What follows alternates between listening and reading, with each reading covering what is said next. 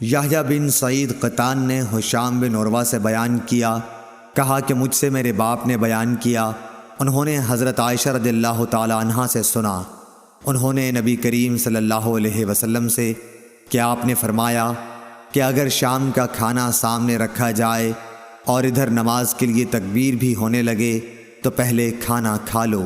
صحیح بخاری حدیث نمبر 671۔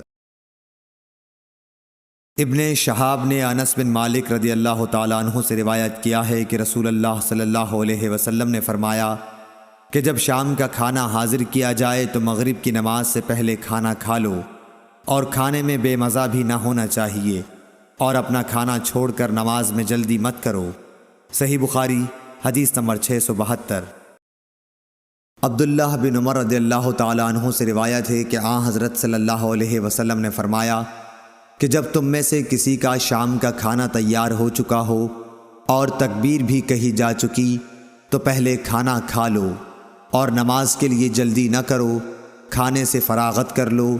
اور عبداللہ بن عمر رضی اللہ تعالیٰ عنہ کے لیے کھانا رکھ دیا جاتا، ادھر اقامت بھی ہو جاتی، لیکن آپ کھانے سے فارغ ہونے تک نماز میں شریک نہیں ہوتے تھے، آپ امام کی قرأت برابر سنتے رہتے تھے۔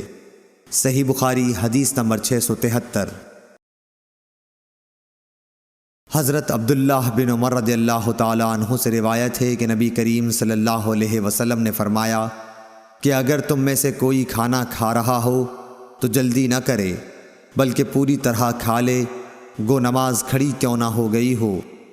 ابو عبداللہ حضرت امام بخاری رحمۃ اللہ علیہ نے کہا کہ مجھ سے ابراہیم بن منظر نے وہب بن عثمان سے یہ حدیث بیان کی، اور وہب مدنی ہیں۔